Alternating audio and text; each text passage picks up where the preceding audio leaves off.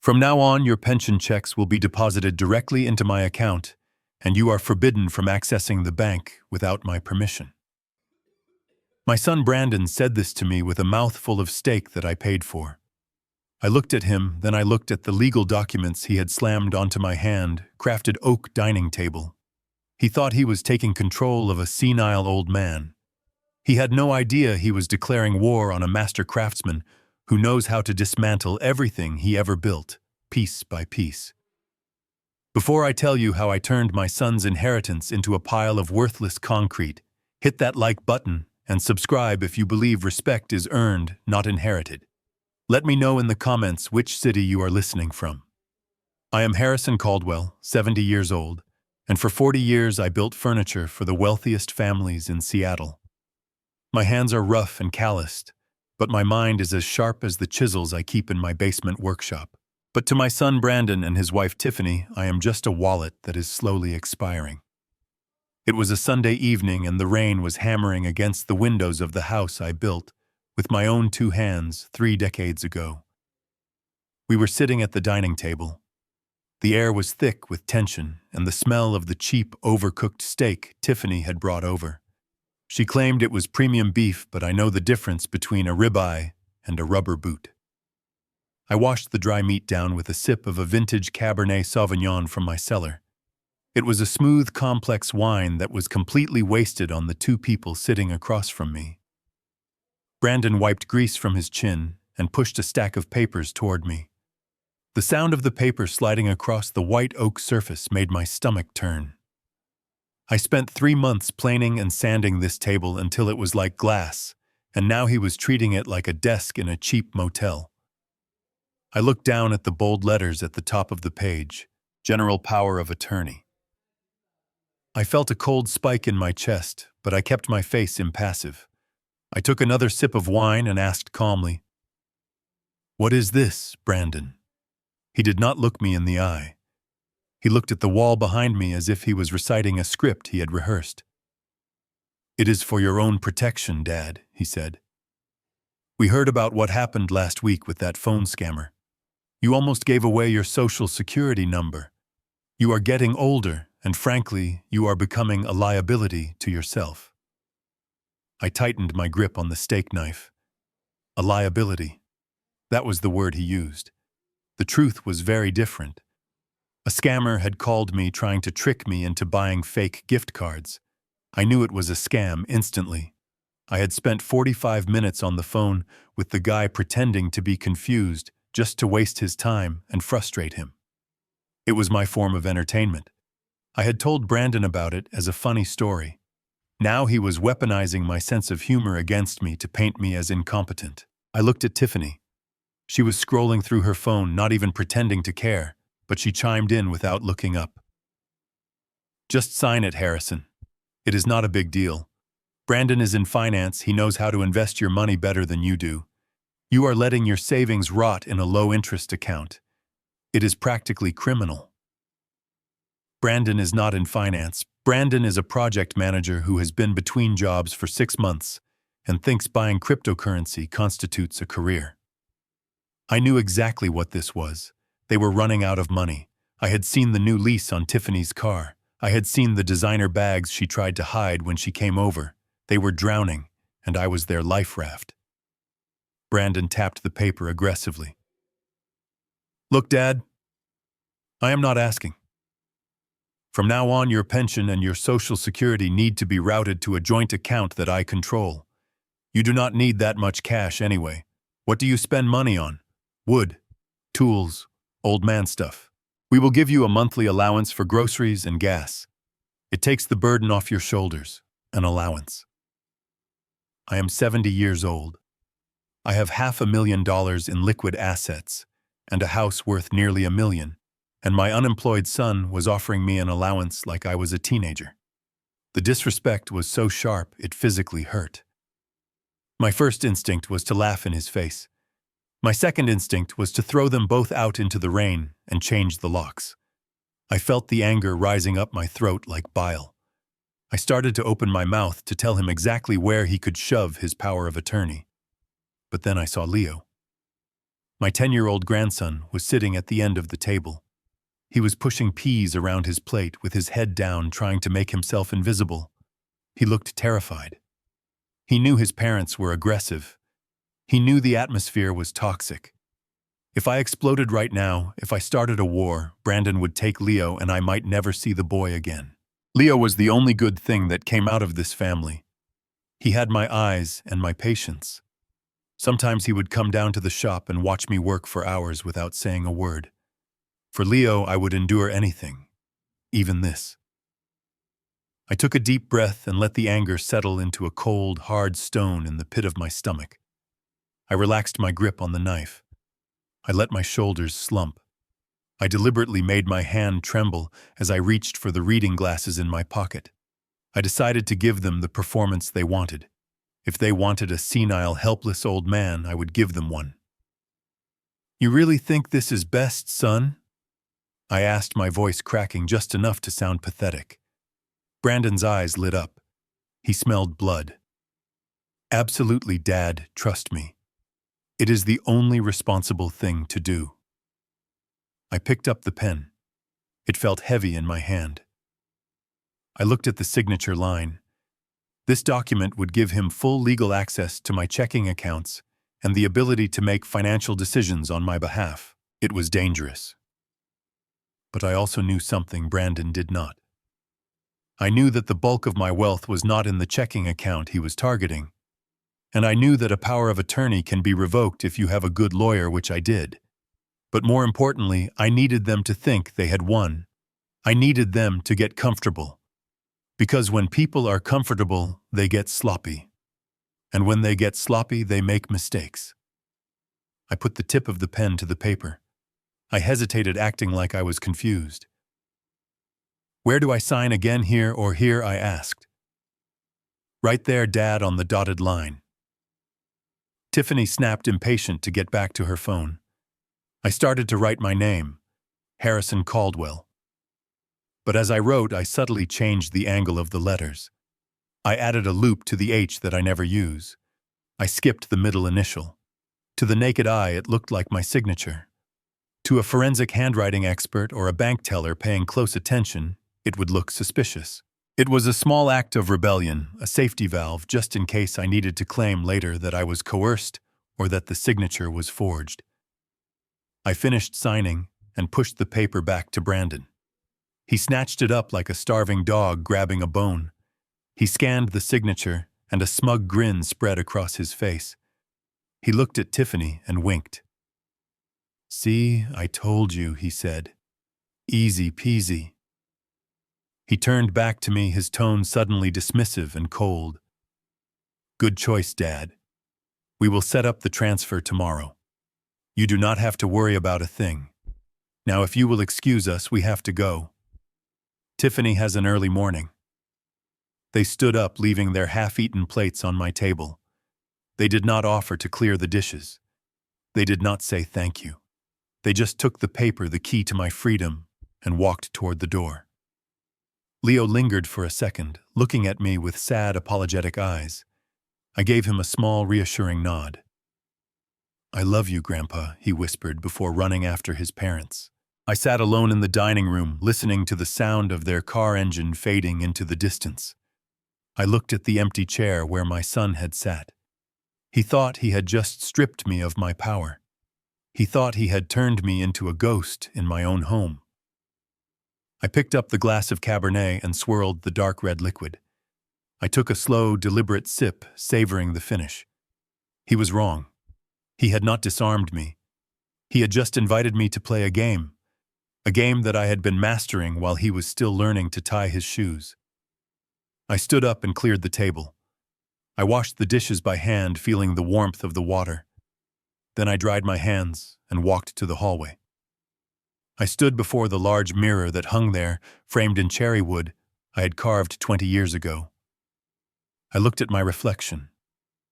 I did not see a victim. I saw a general preparing for battle.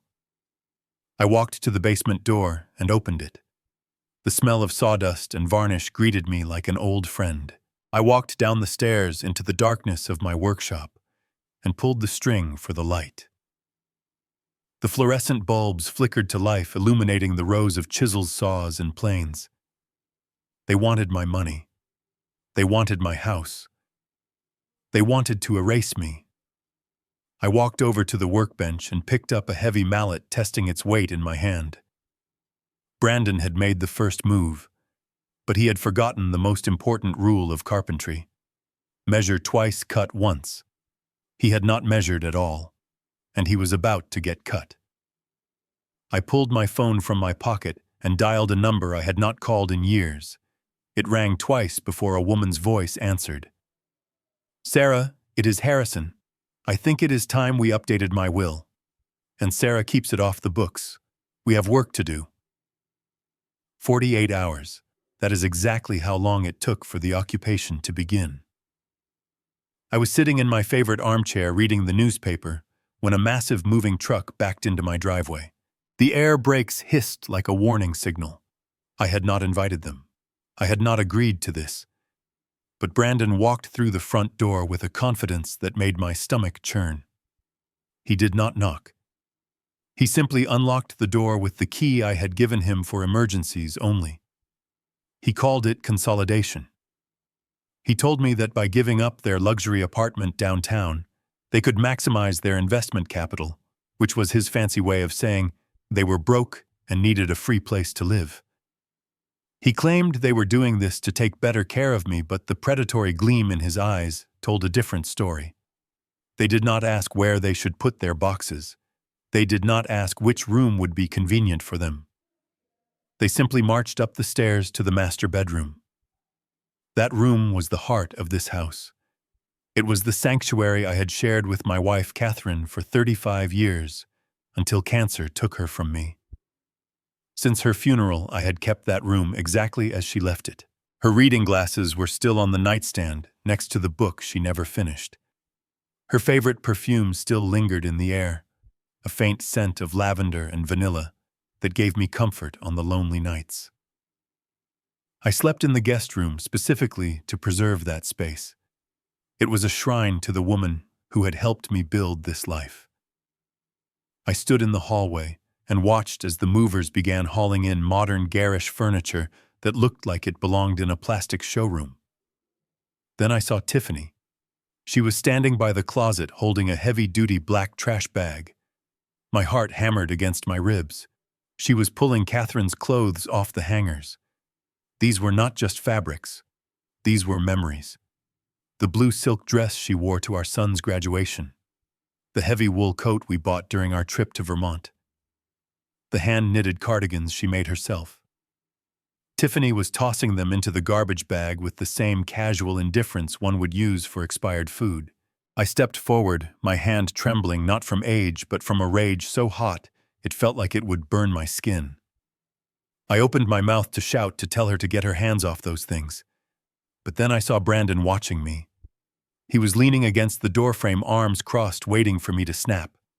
He wanted me to be the crazy, emotional old man. He wanted proof that I was unstable. If I lost my temper now, I would play right into their narrative.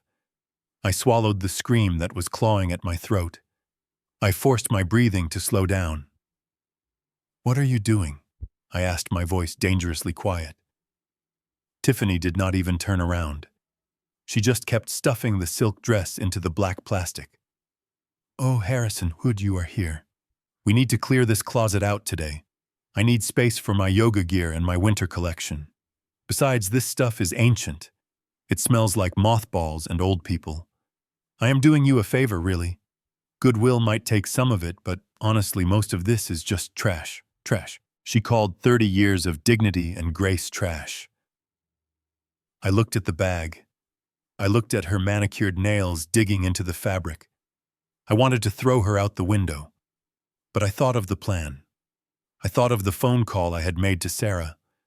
I needed them to think I was defeated. I needed them to believe I was their doormat. So I lowered my head and let my shoulders slump. I pretended to be the broken old man they saw. "Just please," I whispered, "be careful with the blue dress." It was her favorite. Tiffany rolled her eyes and tossed the bag into the corner. "Fine, whatever. Just make sure these bags are out on the curb by tomorrow morning. I do not want clutter in my new bedroom. My new bedroom. The audacity was breathtaking. By evening, I had been completely displaced. They told me that the guest room where I had been sleeping was now needed for Brandon's home office. He needed a quiet space to manage his imaginary investments. They told me that the second guest room was for Leo, which was the only decision I agreed with. That left me with one option: the basement. It was not a finished basement. It was my workshop. The floor was concrete. The walls were unfinished drywall and exposed studs. It was cold, damp, and smelled perpetually of sawdust varnish and turpentine. There was no bathroom down there, just a utility sink in the corner, covered in paint splatters. They moved a small cot into the corner behind the furnace. This was my new home. I was a tenant in the house I had built with my own sweat and blood. I was a refugee sleeping next to my table saw. I spent that first night lying on the thin mattress, listening to the footsteps above my head. I could hear them walking around in my bedroom. I could hear Tiffany laughing. I could hear the muffled sound of their television. They were celebrating their conquest. They thought they had won the lottery. They had $1 million home alive in servant and full control of my finances, or so they thought. The next morning, the reality of my new status became clear. I was no longer a father. I was staff. I was in the kitchen brewing coffee when Tiffany breezed in wearing a silk robe that cost more than my first car. She ignored my greeting and started tapping on her phone. She poured herself a cup of the coffee I had made without asking and took a sip before grimacing. "This is too weak, Harrison," she said, setting the mug down. "We need to get an espresso machine. Remind me to order one using your card today. Oh, and that reminds me. I am hosting a brunch tomorrow for the girls. Some of the wives from the country club are coming over, and I need this place to look presentable." She walked into the living room and pointed at the floor. The floor was a masterpiece. It was reclaimed white oak arranged in a herringbone pattern. I had laid every single plank myself 20 years ago. I had hand-scraped the edges to give it character. I had applied 7 coats of oil, finishing it on my hands and knees until it glowed like amber. It was not just a floor, it was art. "The floors look dull," she declared. "I need you to polish them. And I mean really polish them. I want to be able to see my reflection in them by tomorrow morning. Do not use that cheap stuff from the grocery store. Get down on your knees and use the wax paste. If you are going to live here for free, you might as well be useful." She looked at me expecting resistance. She expected the proud craftsman to balk at being treated like a janitor. She wanted to see me humbled.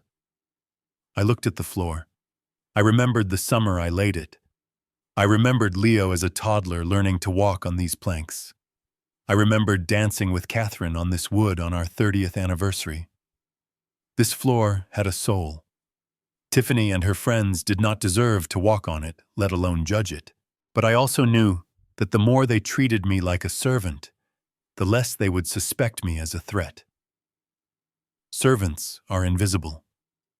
Servants hear things. Servants see things. If being the janitor gave me access to their secrets, then I would be the best janitor they had ever seen. I looked Tiffany dead in the eye. I masked my hatred with a look of submissive obedience.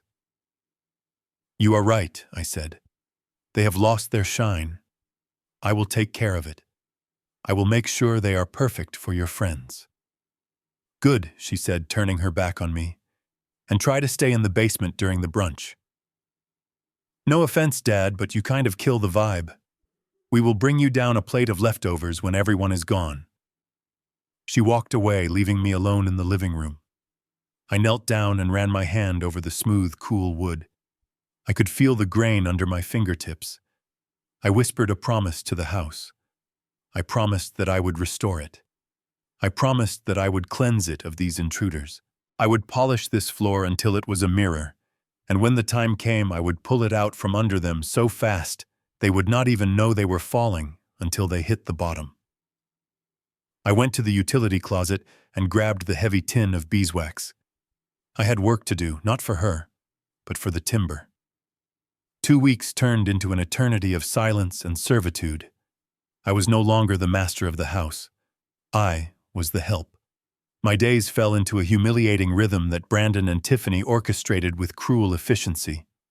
I woke up at 5 in the morning, not to the sound of my alarm, but to the list of chores Tiffany had taped to the refrigerator door the night before.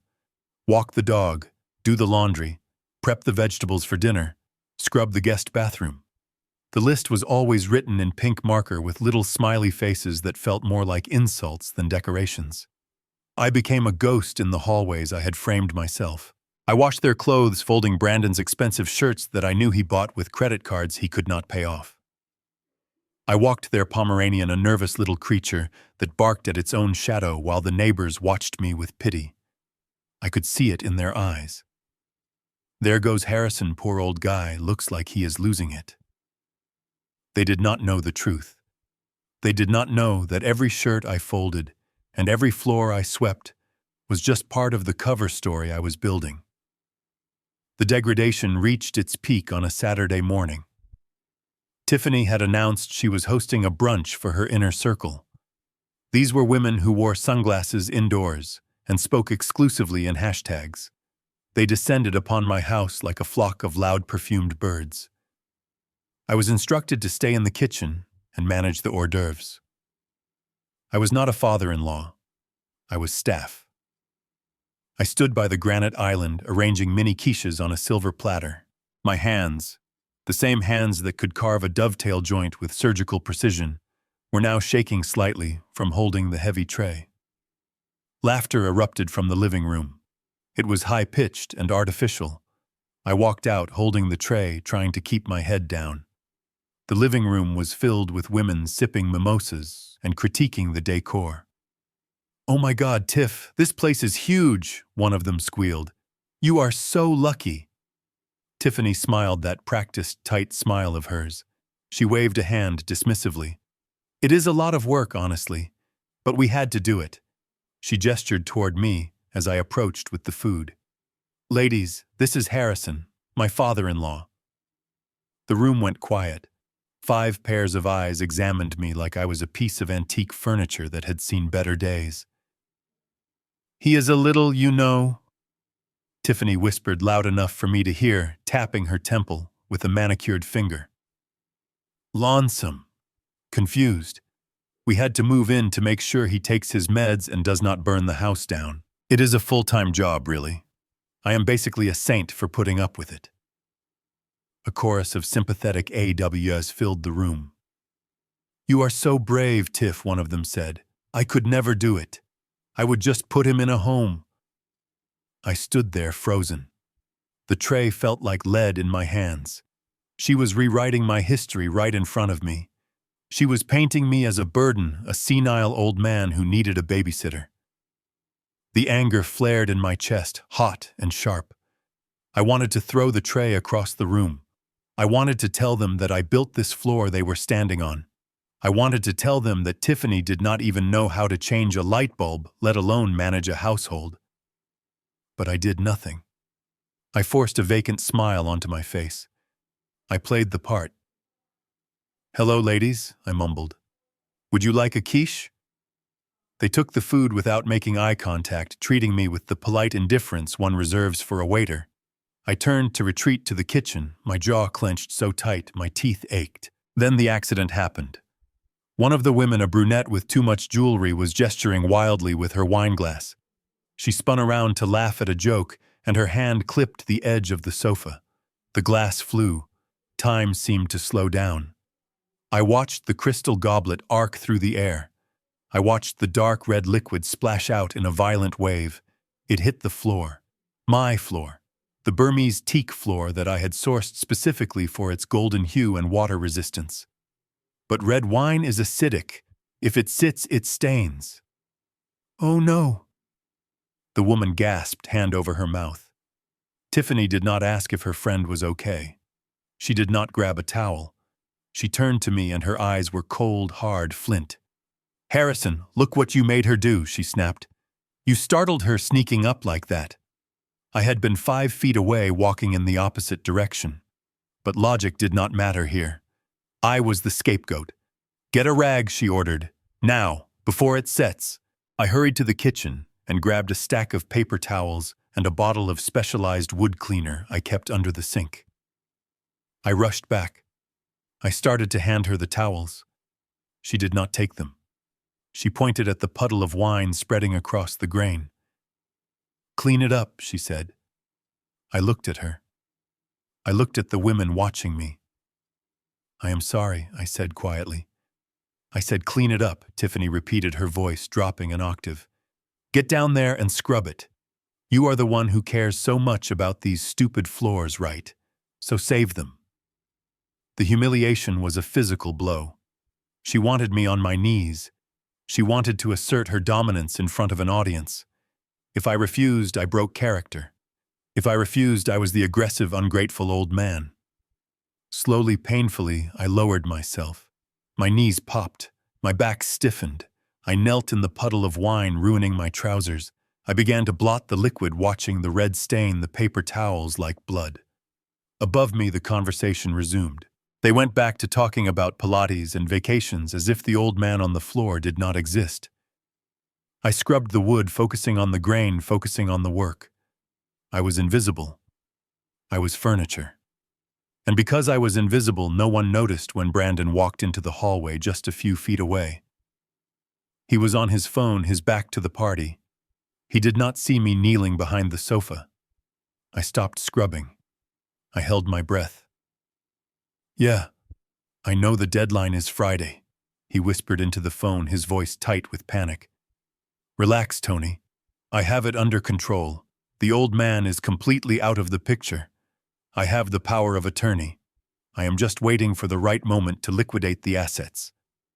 I froze. My hand hovered over the wine stain. "No, do not hurt him," Brandon hissed. "Look, if you touch him, the police get involved and everything gets frozen. Let me handle it. We are listing the house next week. It is worth at least 800 grand. You will get your money plus interest. Just call off your dogs." I stared at the floor. The wine had seeped into a tiny crack in the wood. It looked like a wound. Brandon hung up and sighed, running a hand through his hair.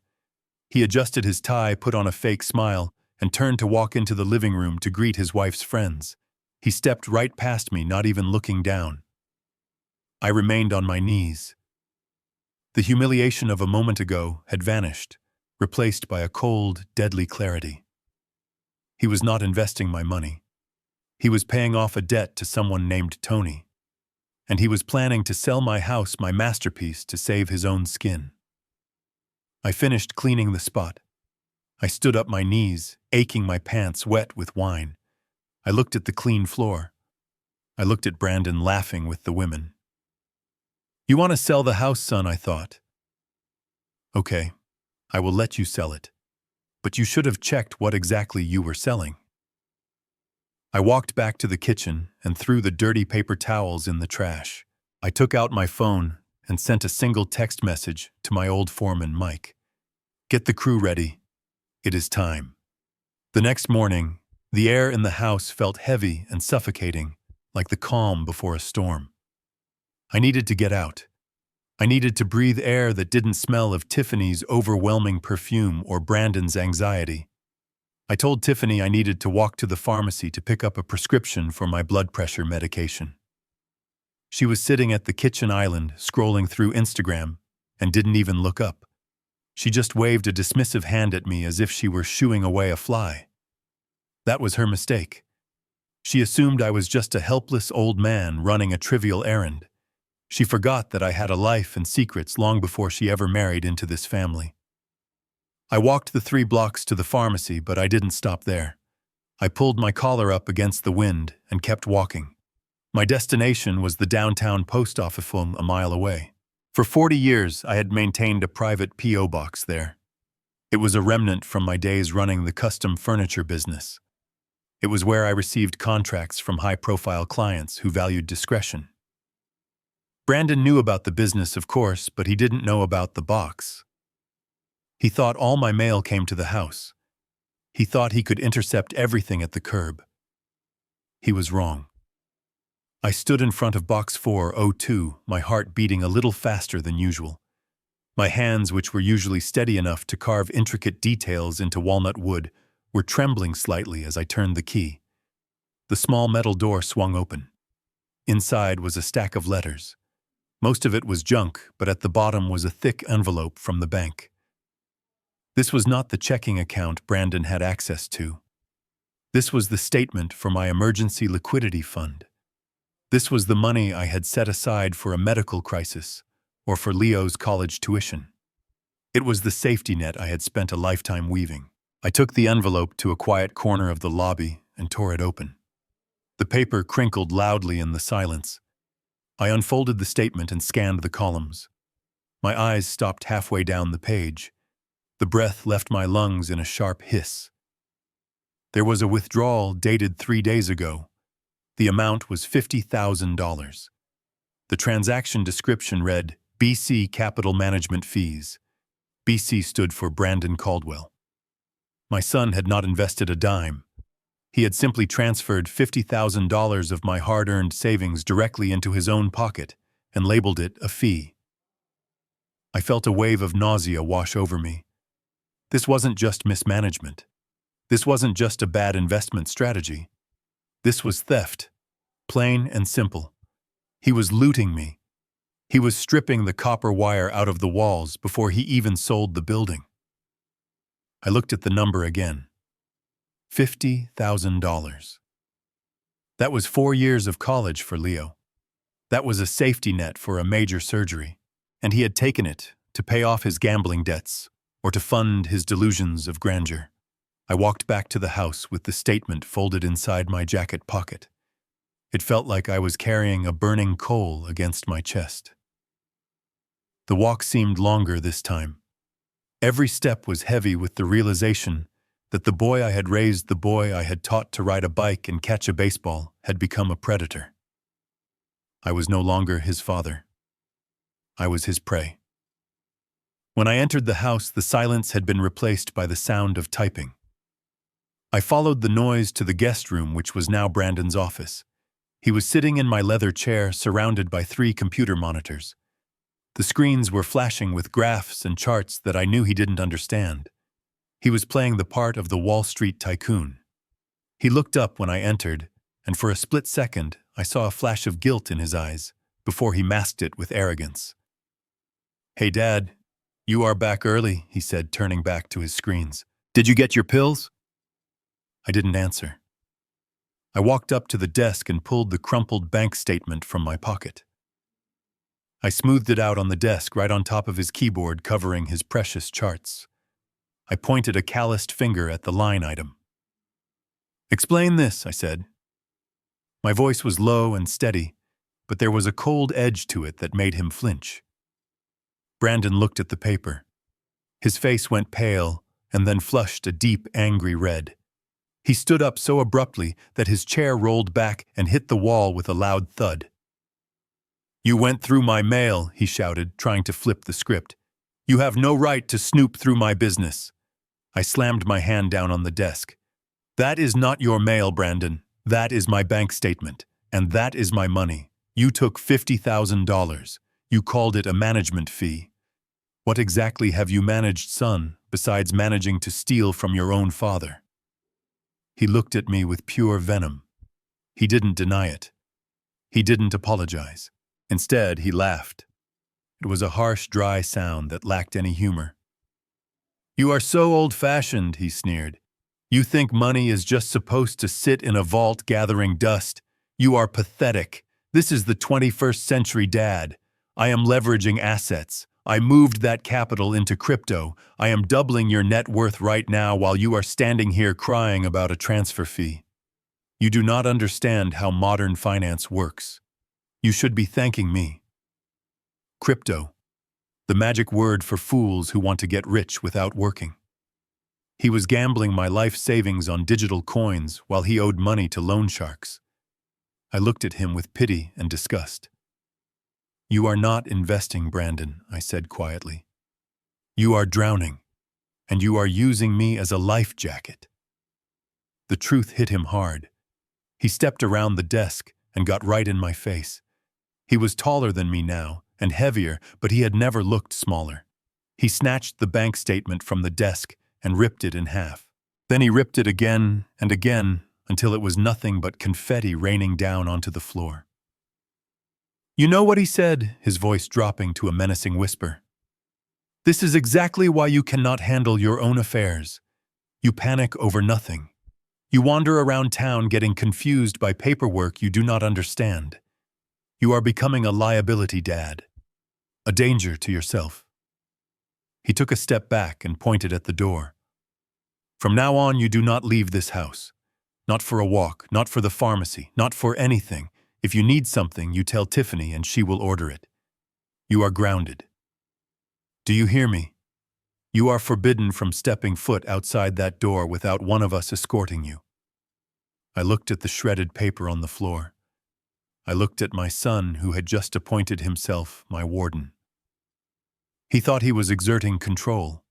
He thought he was locking me in.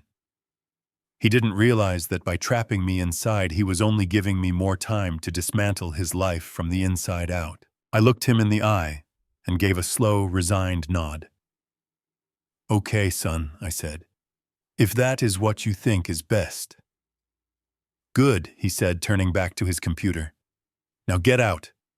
I have work to do." I walked out of the room and closed the door. I heard the lock click behind me. I stood in the hallway alone. I was a prisoner in my own home. But as I walked toward the basement stairs, I felt a strange sense of calm. He had taken my money. He had taken my freedom. But he had made a fatal error. He had underestimated the man who built the walls he was hiding behind. I went down to the workshop. I didn't need to go out to destroy him. I had everything I needed right here. And now that I was under house arrest, I had all the time in the world to prepare for the final demolition. The lock on my door clicked shut, but locks only keep honest people out, and I was done being honest. My son thought that by taking my keys and forbidding me from leaving the house, he had neutralized me. He treated me like a naughty child who had been sent to his room without supper. But he forgot one crucial detail. I built this room. I framed this door, and I knew exactly how to pop the hinge pins from the inside without making a sound. I waited until 3 in the morning. The house was silent save for the rhythmic humming of the refrigerator and the occasional settling of the timber beams. I slipped out of the guest room like a shadow. My destination was not the front door to escape, but the heart of the enemy territory. I went down to the basement first to my workbench.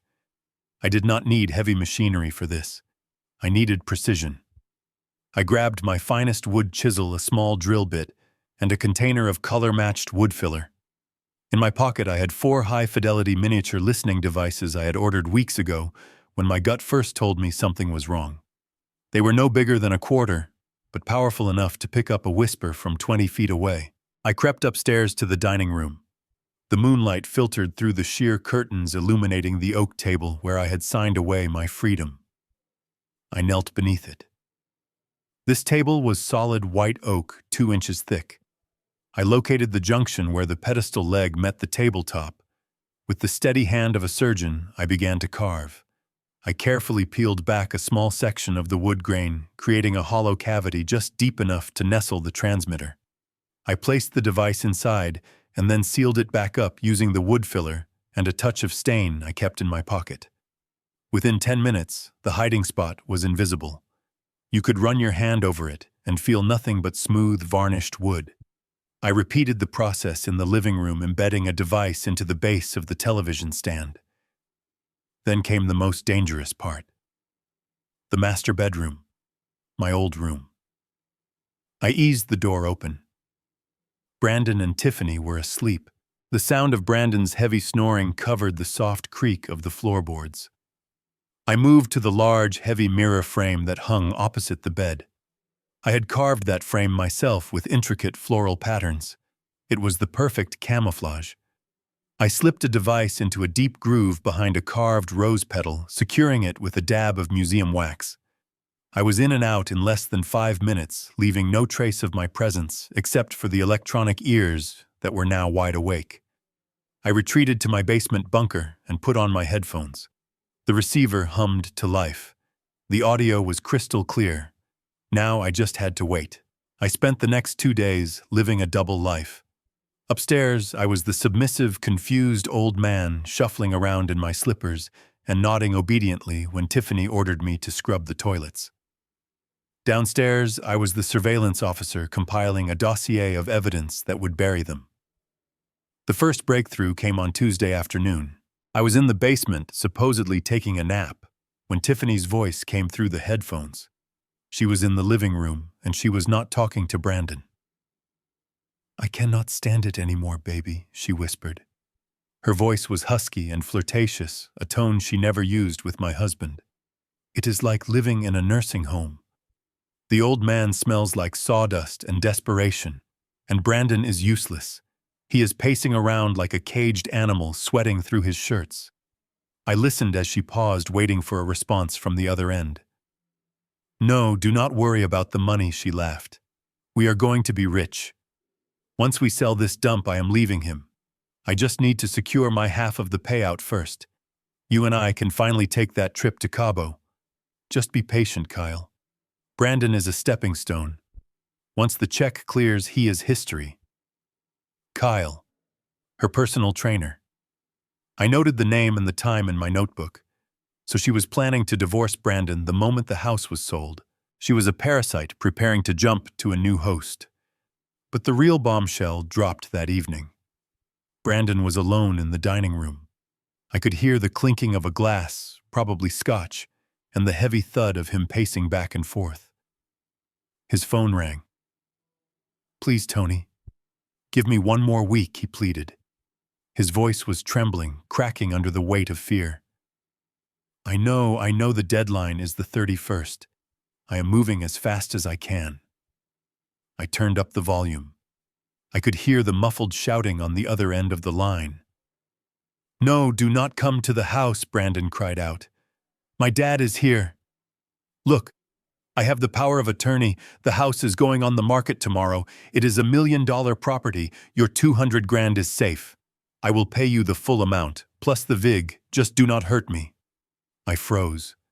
$200,000. He had not just borrowed a little money for a business venture.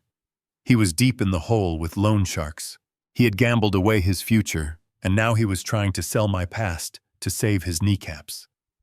Later that night, the two of them converged in the kitchen.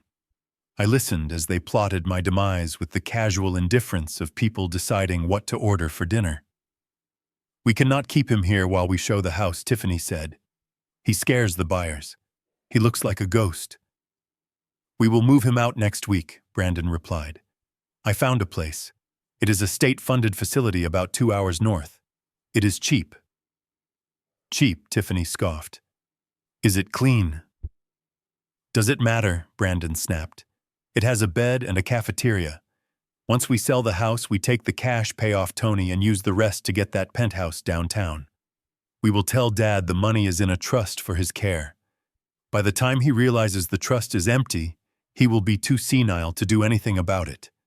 We just need to get him out of here before he figures out we are selling the furniture too." I took off the headphones. The silence in the basement was heavy, but it was no longer oppressive. It was the silence of clarity. They were not just bad children. They were executioners. They were planning to throw me into a state-run warehouse to rot while they drank cocktails on my dime. They were going to strip this house of everything, even the furniture I had built. I looked at the unfinished chair on my workbench. I picked up a piece of sandpaper and began to smooth the armrest. The rhythm was soothing. They wanted to sell the house. They wanted to move me out. "Excellent," I whispered to the empty room. I would let them proceed. I would let them list the house. I would let them think they had won. Because the higher they climbed, the harder they would fall. And I was going to make sure that when they hit the ground, they would not have a penny left to buy a Band-Aid.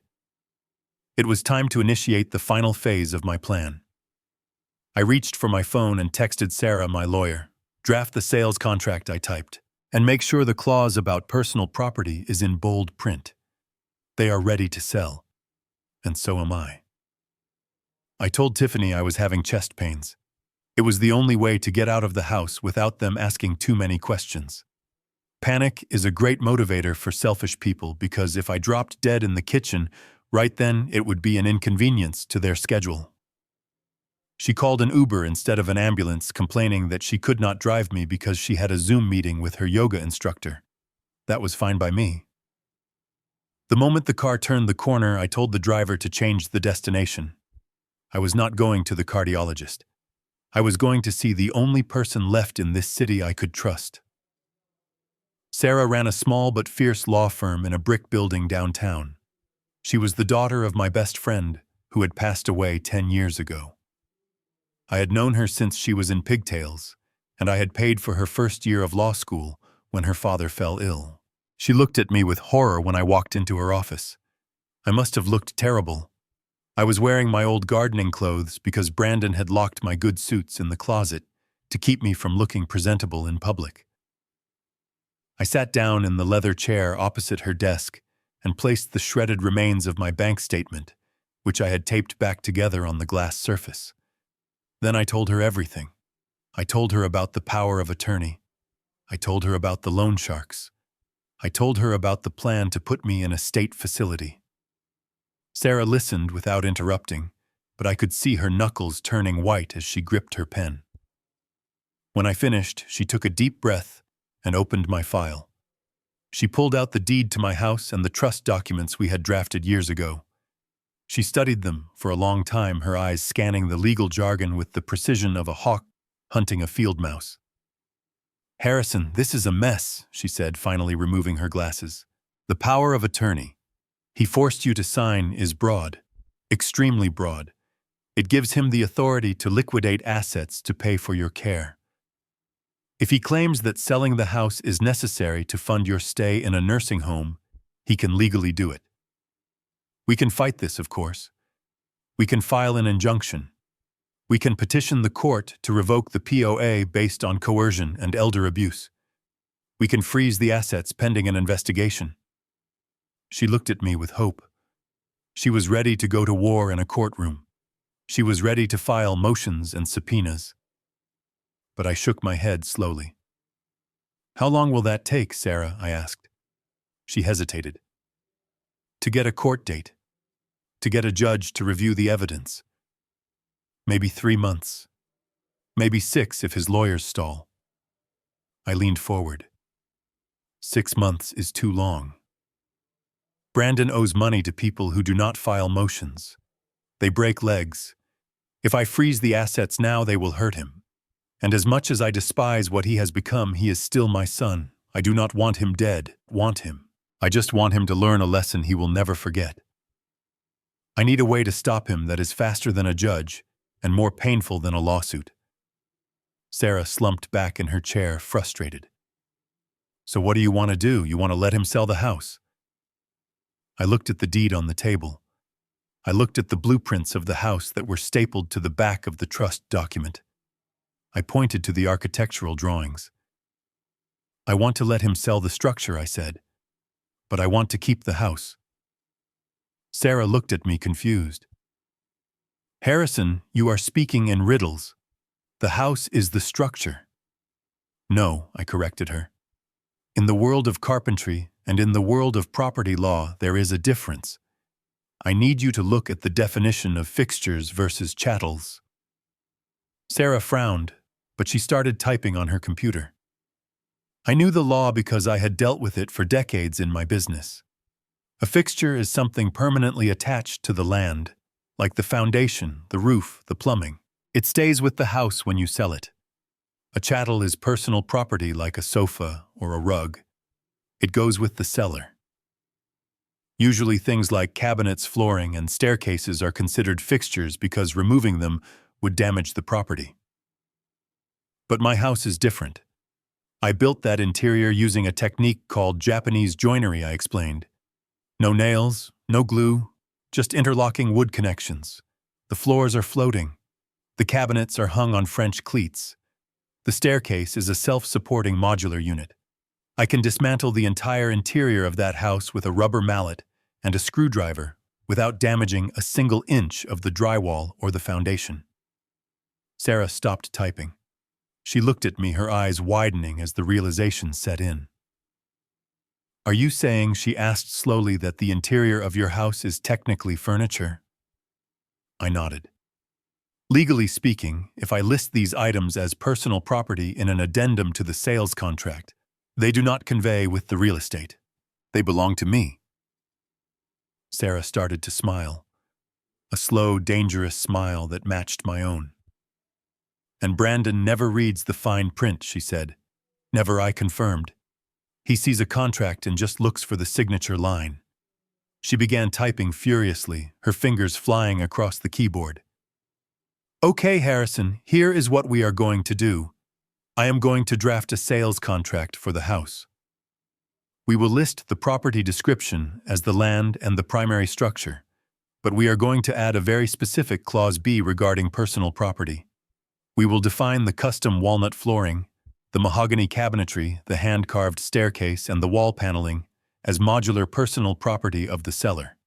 We will state clearly that the seller retains the right to remove all personal property prior to closing. She looked up at me, a gleam of excitement in her eyes. If Brandon signs this, he is legally agreeing to let you strip the house bare. He will be selling a concrete shell. And since the value of your home is almost entirely in the custom woodwork, the appraisal will tank the moment you remove it. But the buyer, I asked. The buyer is likely a front for the loan sharks. Exactly, Sarah said. They will sign whatever Brandon puts in front of them because they think they are getting $1 million asset to cover a $200,000 debt. They won't check the distinction between fixtures and chattels until they walk in and see the pipes sticking out of the wall. She printed out the document. The printer hummed, filling the quiet office with the sound of a trap being set. Harrison, she said, handing me the warm pages. This is risky.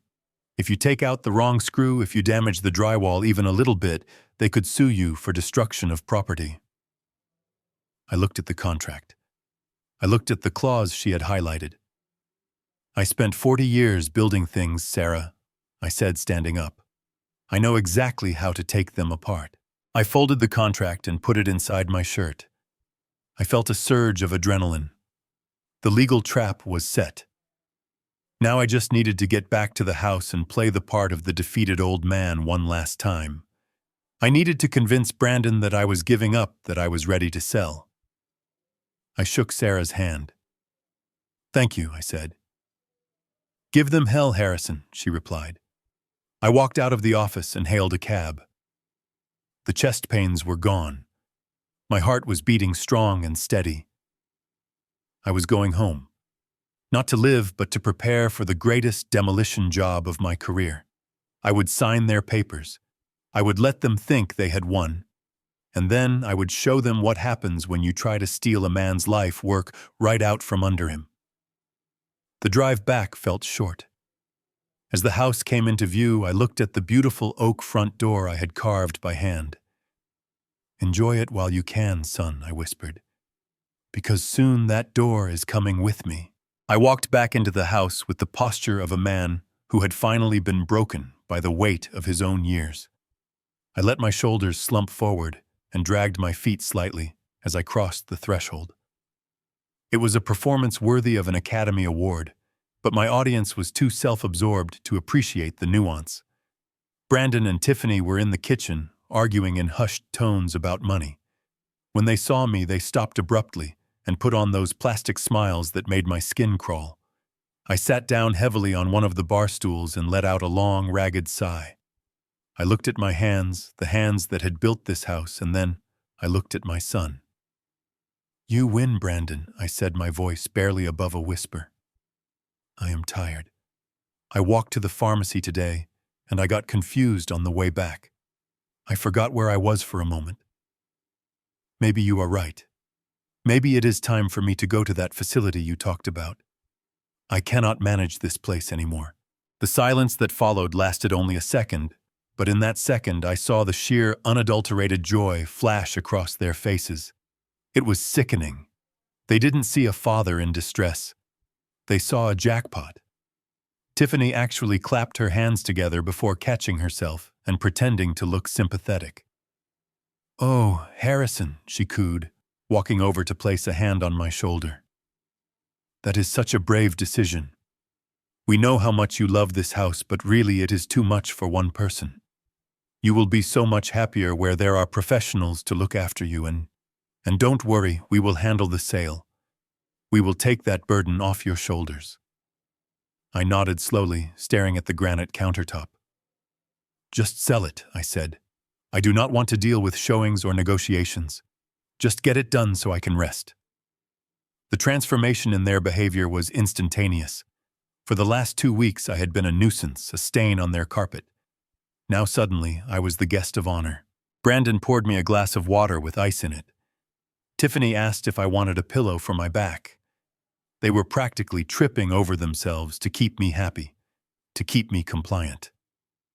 They needed that signature, and they would play whatever role necessary to get it. The very next day, the buyer arrived. Brandon had moved fast, faster than I expected. This wasn't a standard real estate listing. There was no for sale sign in the yard. This was a private deal arranged through back channels. The man who stepped out of the black sedan was not a realtor. He wore a suit that was too expensive and a watch that cost more than most people's cars, but his eyes were cold and dead. He introduced himself as Mr. Vance, representing a private investment group. I knew better. He was the collector. He was here to assess the collateral for Brandon's debt. I sat in the corner of the living room pretending to doze off while Brandon led Mr. Vance around. I watched through half-closed eyes as the man inspected the house. He wasn't looking at the view or the layout. He was looking at the materials. He ran his hand along the wainscoting in the hallway. He tapped his knuckles against the solid mahogany built-in bookshelves. "Incredible craftsmanship," Mr. Vance muttered. "You don't see wood like this anymore. This isn't veneer. This is solid stock."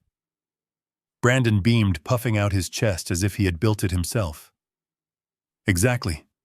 My father was a master carpenter. He imported most of this timber himself back in the 80s. The floors are Burmese teak. The cabinets are Brazilian cherry. The value isn't just in the square footage. It is in the finish." Mr. Vance nodded, clearly impressed. He walked into the kitchen and admired the custom cabinetry. He looked at the intricate molding around the ceiling. He did the math in his head.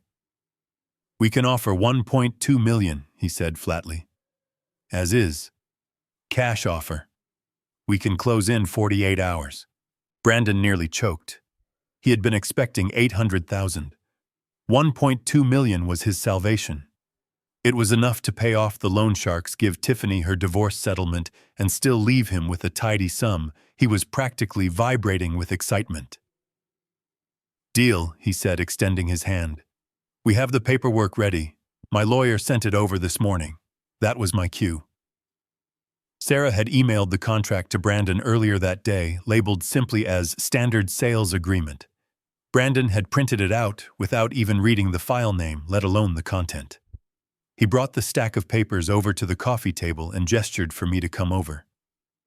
"Dad, this is it," Brandon said, his voice trembling with greed. "Mr. Vance made a very generous offer. We just need your signature here, and we can get you moved into your new room by the weekend." I stood up slowly and shuffled over to the table, but I put on my reading glasses, taking my sweet time cleaning the lenses with my shirt tail. I could feel Brandon's impatience radiating off him like heat waves. He was tapping his foot on the floor, my floor. I looked at Mr. Vance. "You like the house, sir?" I asked. "It is a masterpiece," Mr. Vance replied. "The woodwork is exceptional. That is what we are paying for, really. The structure is standard, but the interior is art." I smiled a sad, tired smile. "Thank you. I put a lot of heart into this place." I looked down at the contract. It was the document Sarah had drafted. I flipped to the back page where the addendums were listed. There it was in standard 12-point font. Addendum B, Personal Property Retention. The clause stated clearly that the seller, Harrison Caldwell, retained sole ownership of all non-structural interior elements, including but not limited to millwork flooring cabinetry and decorative finishes, and reserved the right to remove said items prior to possession. It was legal dynamite sitting right there in plain sight. But greed is a powerful blinder. Brandon was so focused on the $1.2 million figure at the top of the page that he didn't care about the bottom. I hesitated, holding the pen above the paper. "Are you sure this covers everything, son?" I asked. "I don't want any trouble later." Brandon rolled his eyes and guided my hand to the signature line. "It is a standard contract, Dad." Sarah looked it over. "It is fine. Just sign it so Mr. Vance can get the process started." I looked at Tiffany. She was biting her lip, eyes fixed on the pen. "Okay," I whispered. "If you say so." I pressed the pen to the paper. This time I didn't use a shaky hand. I signed my name clearly and firmly. Harrison Caldwell. With that signature, I wasn't selling my home. I was authorizing the greatest magic trick of my life. I was selling them the box, but keeping the gift that was inside. "Excellent," Mr. Vance said, snatching the papers the moment I finished. "We will transfer the funds to the escrow account tomorrow. We take possession on Monday." Monday. That gave me 3 days. 3 days to undo 40 years of work. Brandon walked Mr. Vance to the door, shaking his hand vigorously. When the door closed, Brandon let out a shout of victory. He grabbed Tiffany and spun her around. "We did it!" he yelled. "We are free. 1.2 million, baby. We are rich." He turned to me, and for a moment I thought he might actually thank me, but he just smirked. "Go pack your bags, Dad. I will drive you to the nursing home on Sunday night. We need the house empty for the new owners on Monday morning." I nodded and walked toward the basement stairs. I did not look back. I did not feel sad.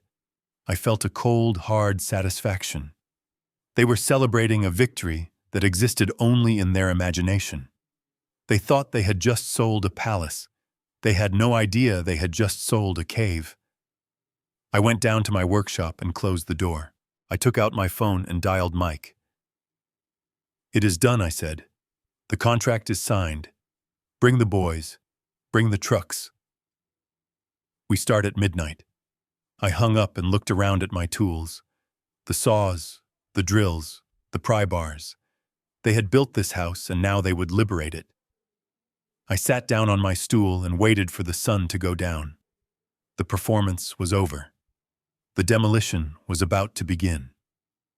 The tail lights of the Uber carrying my son and his wife faded into the evening mist, and for the first time in months, the air in my house felt breathable. Brandon had practically skipped out the door, dragging a suitcase that cost more than his car payment. He was flying first class to Hawaii, using a credit card he likely planned to pay off with the proceeds from the house sale. Before he got into the car, he had turned to me one last time, not to say goodbye or to tell me to take care of myself, but to issue a final command. "Have your boxes packed by Sunday night, Dad," he had said, checking his reflection in the car window. "We will drop you off at the facility on our way back from the airport. Do not make this difficult." Tiffany had just laughed, blowing a kiss to the house as if she were a queen leaving her castle for a royal tour. She did not look at me at all. I stood on the porch until the car turned the corner and disappeared. The silence that followed was absolute. It was not the lonely silence of an abandoned old man. It was the heavy, charged silence of a coiled spring about to snap. I turned around and walked back inside, closing the heavy oak door behind me. I locked it. Then I slid the deadbolt. Then I engaged the security chain. I was not locking the world out. I was locking myself in with my mission. I walked to the center of the living room. I stood on the herringbone floor I had laid 30 years ago. I looked at the coffered ceiling I had installed while balancing on scaffolding 12 feet in the air. I looked at the built-in bookshelves that held the history of my life. Brandon saw dollar signs when he looked at these things. He saw leverage. He saw a quick payout. He did not see the sweat, or the blood, or the love. He did not understand that you can sell a building, but you cannot sell a man's soul. And this wood was my soul. I reached into my pocket and pulled out my phone. My hand was steady. My heart was beating with a slow, rhythmic thud, like a hammer striking a nail.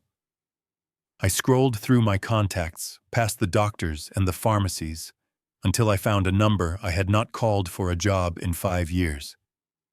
Mike, my old foreman, the man who had stood beside me when we built this house from the ground up. I pressed the call button.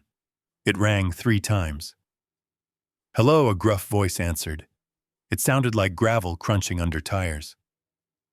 "Mike, it is Harrison," I said. There was a pause on the other end, then a shift in tone.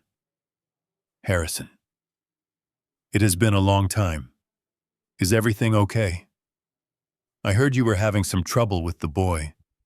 The grapevine in the construction world is faster than the internet." Mike knew.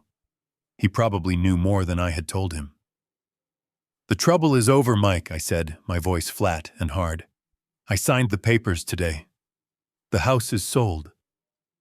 Silence. I could hear the background noise of a television in Mike's house. "I am sorry to hear that, boss," Mike said quietly. "I know what that place means to you." "Do not be sorry," I interrupted. "I sold the house, Mike, but I kept the furniture. And according to the contract I signed, the furniture includes the floors, the cabinets, the staircase, and the paneling." Another pause. Longer this time.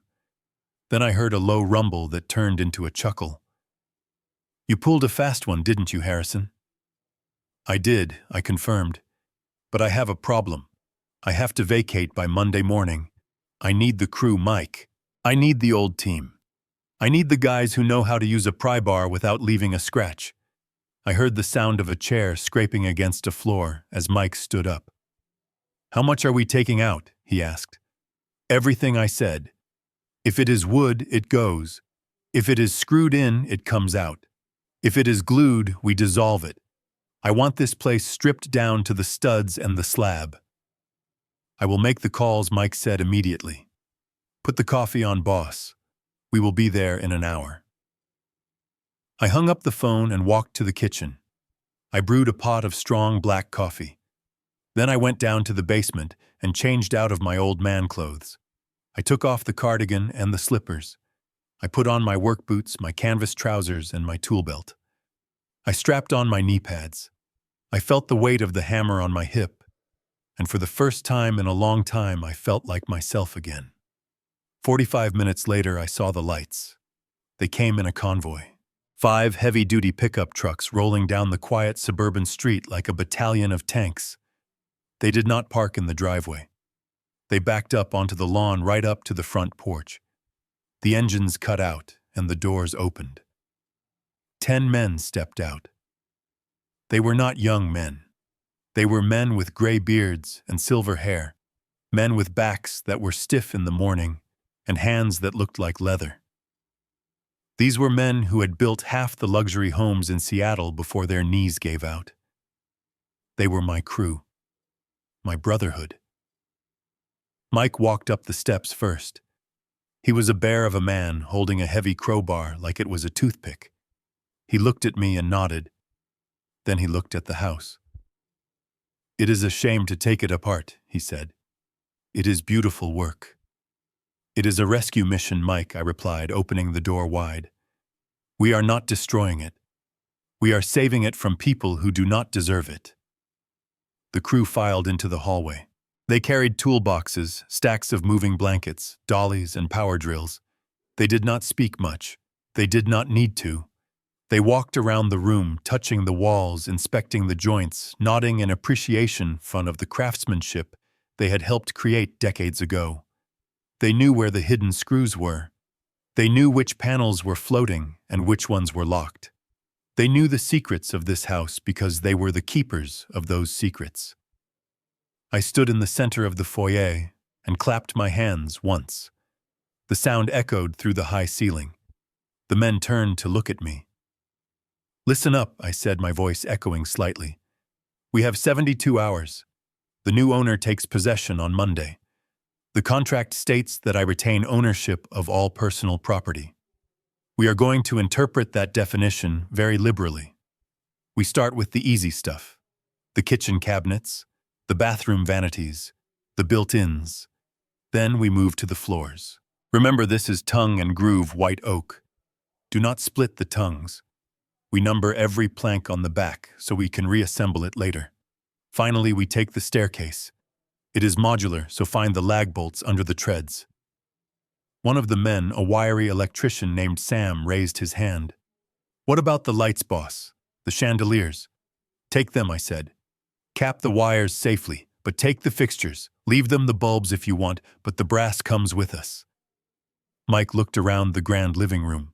"And the fireplace mantle?" he asked. "It is hand-carved walnut. It is hung on a cleat," I said. "Lift it up and it pops right off. Take it." The men nodded. There was a collective shifting of weight, a tightening of belts. They were not just laborers tonight. They were repo men taking back a masterpiece. "Where do you want us to start?" Boss Mike asked. I looked at the staircase, the beautiful sweeping curve of wood that had been the backdrop for so many family photos. I looked at the floor where my son had learned to crawl. I looked at the walls that had held my family safe. "Start with the kitchen," I said. "My daughter-in-law hates that kitchen anyway. Let's see how she likes it when it is just a set of pipes sticking out of the drywall." The sound of drills whirring to life filled the air. It was a mechanical symphony. The sound of destruction usually carries a note of sadness, but this was different.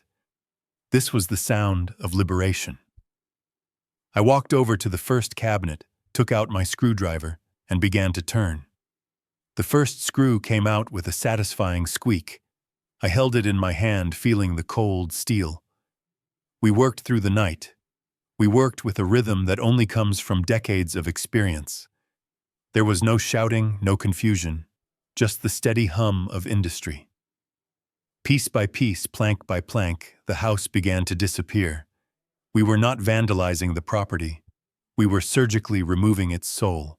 And as the pile of carefully wrapped wood grew in the back of the trucks, I felt lighter and lighter. My son was in Hawaii drinking cocktails, thinking he was a millionaire. He had no idea that back home his inheritance was being disassembled one screw at a time. The sound of the first plank coming up was not a crack or a splintering noise. It was a soft, mechanical click.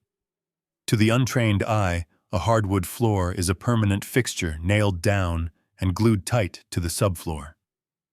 But I am not a standard builder, and this was not a standard floor.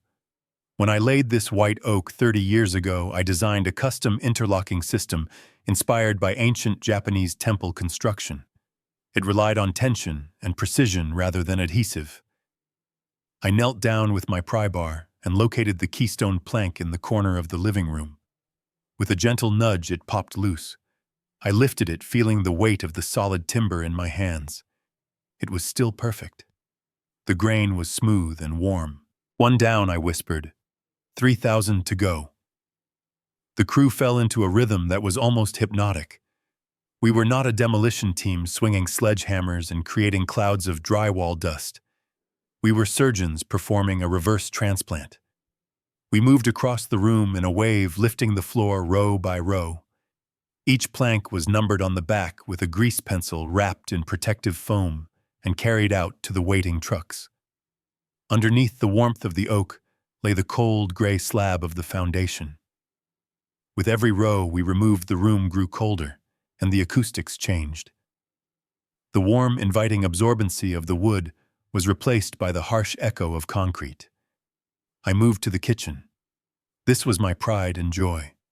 The cabinetry was made from solid Honduran mahogany, a wood so dense and rich it felt like stone. Brandon had bragged to the buyer about these cabinets. He had told him they were worth $50,000 alone. He was right. And that is exactly why they were leaving. I opened the cabinet doors and located the mounting screws hidden behind the false backs. I had installed these using a French cleat system, a method where the cabinet hangs on a beveled strip of wood attached to the wall. It is incredibly strong, but it also means the cabinets are not technically built into the wall. They are hanging on it. I backed the screws out one by one. The drill whirred softly. Mike and 2 other men stepped in to support the weight. On the count of 3, we lifted. The entire bank of upper cabinets came away from the wall with a heavy sigh. Behind them, the drywall was unpainted and white, marked with my pencil calculations from decades ago. We lowered the cabinets onto moving dollies. I ran my hand along the smooth finish. I remembered the Christmas Eve I finished these. Catherine had been baking cookies on the counter while I installed the hardware. She had told me it was the most beautiful kitchen she had ever seen. I was not stealing these cabinets. I was rescuing them. I was saving them from a woman who would have painted them white to match some trend she saw on social media. We worked through the night. The sun came up and went down again.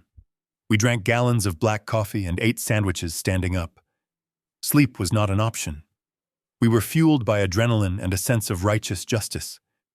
The most difficult task was the staircase. It was a sweeping, curved structure that connected the foyer to the second floor. To a layman, it looked like it was part of the skeleton of the house. But I knew better. I had built it in my shop and assembled it here in 3 large sections. It was held together by massive steel lag bolts hidden under the stair treads. Sam and the boys set up a gantry crane in the foyer. I spent 4 hours underneath the stairs, lying on my back, unscrewing the bolts that anchored the stringers to the floor joists. My arms ached and sawdust fell into my eyes, but I didn't stop. When the final bolt came free, the staircase settled onto the temporary supports with a groan. We hooked it up to the crane and slowly, carefully lowered the sections. The foyer, which had once been grand and welcoming, was suddenly just a tall, empty shaft. The space where the stairs had been was now a gaping hole leading to a ledge 20 feet up. It looked dangerous. It looked wrong. It looked perfect. We didn't stop at the big things. We took the solid wood doors off their hinges. We unscrewed the brass door handles. We removed the crown molding. We carefully pried the wainscoting off the hallway walls, leaving the drywall paper torn and exposed. In the master bathroom, I knelt before the gold-plated toilet fixtures. Brandon had laughed at them, calling them gaudy, but the buyer had loved them. I took a wrench and disconnected the water supply. I unbolted the porcelain from the floor. A few minutes later, the toilet was gone, leaving only an open sewer pipe stuffed with a rag to block the smell. As we worked, memories assaulted me from every corner. I took down the window frame in the reading nook. This was where Catherine used to sit on rainy Sundays, watching the water run down the glass. I could almost see her ghost sitting there sipping tea. I was dismantling the stage where the play of my life had taken place. It hurt. I will not lie. It felt like I was erasing my own history. But then I would think of Brandon's smirk. I would think of Tiffany throwing Catherine's clothes into a trash bag, and the pain would turn into cold resolve. They wanted the asset. They wanted the location. They did not care about the home, so I was taking the home with me. By the 48th hour, we were exhausted. My hands were blistered and my back felt like it was on fire, but we were done. I stood in the center of what used to be the living room. The transformation was terrifying and absolute. The warm golden glow of the oak was gone. The rich red of the mahogany was gone. The soft curves of the molding were gone. The house was naked. It was no longer a home. It was a gray concrete cave. The floor was rough, dusty cement stained with construction markings from 40 years ago. The walls were scarred and full of holes where the cabinets and paneling used to be. Pipes jutted out of the walls like severed arteries. Electrical wires dangled from the ceiling where the chandeliers had hung, looking like dead vines. The echo was unbearable. Every footstep sounded like a gunshot. The air smelled of dry dust and exposed insulation. I walked to the spot where the fireplace mantel used to be. Now there was just a black hole in the wall and the rough brick of the chimney chase. I looked up at the second floor. Without the staircase, the upper level was inaccessible, a ledge leading to nowhere. Mike walked up to me, wiping sweat and grime from his forehead with a rag. He looked around the shell of the house and let out a low whistle. "We got it all, boss," he said, his voice echoing strangely in the empty space. "Every stick of wood. Every screw.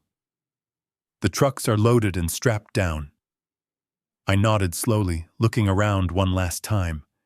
It was ugly. It was industrial. It was exactly what a concrete box is before a craftsman breathes life into it. "You know, Mike," I said, my voice raspy from dust and fatigue, "when I built this place, I told Catherine that a house is just a frame. It is what you put inside that matters." Mike nodded. "Well, Harrison, you sure proved that today. This place has no soul left." "That is the point," I said. "The soul is in the trucks. This is just what they paid for: real estate, square footage, location."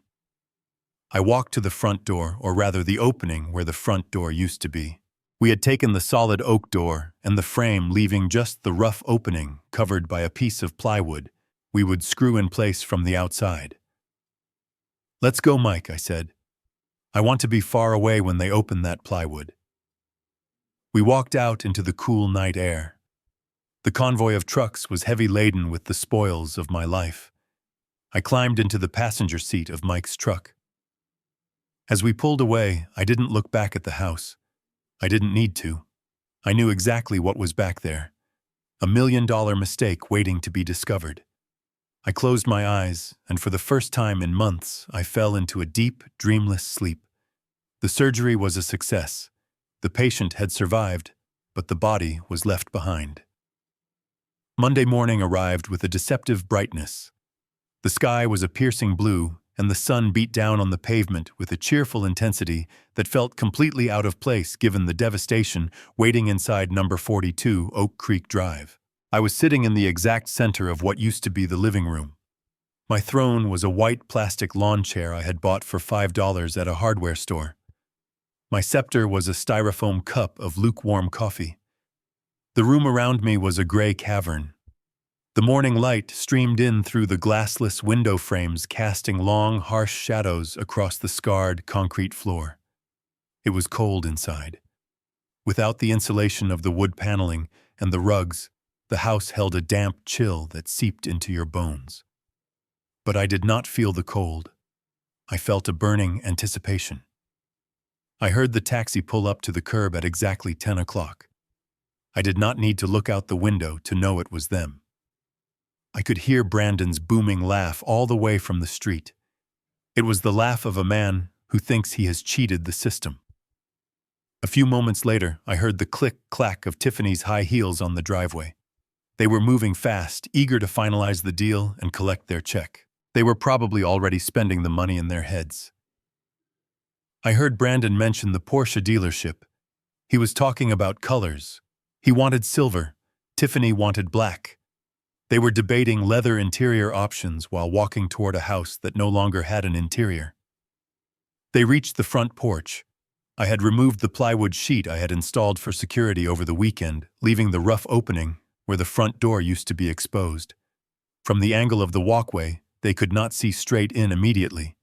They probably thought the missing door was some sort of maintenance issue, or perhaps the new buyers had started early renovations. "Honey, why is the door gone?" I heard Tiffany ask, her voice tinged with annoyance rather than alarm. Brandon laughed dismissively. "Who cares? Maybe the movers took it off to get the big furniture out. The new owner can buy a door. We are just here to hand over the keys." "Wait, we don't even have keys anymore, because there is no lock. This is hilarious." He stepped through the opening. Tiffany followed right on his heels, clutching her designer handbag and adjusting her oversized sunglasses. They stepped from the bright sunlight into the dim gray box. The reaction was not immediate. It takes the human brain a few seconds to process an image that completely contradicts reality. Brandon took 2 steps onto the concrete slab. He looked left toward the dining room. He looked right toward the study. He looked up at the ceiling where the chandelier used to hang. He stopped. His suitcase dropped from his hand and hit the concrete with a loud, dry thud that echoed through the entire hollow structure. Tiffany walked into his back. "Oh, Brandon, move! Why did you stop?" she complained. Then she looked up. The scream that tore out of her throat was primal. It was not a scream of fear. It was a scream of loss. It was the sound a materialist makes when their god is destroyed. Her hands flew to her face, knocking her sunglasses onto the dirty floor. She spun around in a circle, her eyes wide and uncomprehending. "Where is it?" she shrieked. "Where is the house? Where are the walls? Oh my God. Brandon, we have been robbed." She began to hyperventilate, clutching at her chest. "Someone stole the house. How can someone steal a house?" "Call the police, Brandon. Call 911. Brandon did not move. He was paralyzed.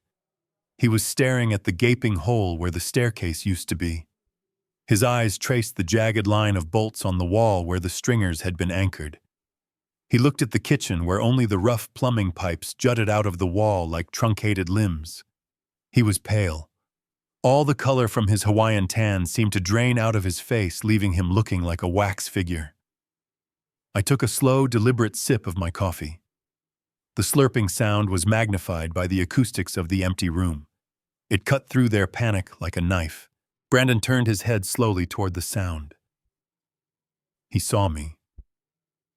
I was sitting there, legs crossed, calm as a monk in meditation. "Dad," he whispered. His voice was trembling. "Dad, what happened? Who did this?" I lowered the cup and looked at him. I did not stand up. I did not raise my voice. "Nobody did this to us, son," I said. "I did this."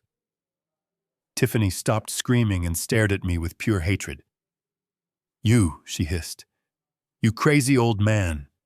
You destroyed it. You smashed everything with a sledgehammer, didn't you? You are insane. We are going to have you committed. You ruined the sale." I shook my head gently. "I didn't smash anything, Tiffany. I am a builder, not a vandal. I simply moved out. Just like you asked." Brandon took a step toward me, his hands clenched into fists. He looked ready to strike me, but the absurdity of the situation kept him frozen. "Moved out," he yelled, his voice cracking. "You took the walls, Dad. You took the floors. You took the toilet. That is not moving out. That is stripping the place." I placed my coffee cup on the floor beside my chair.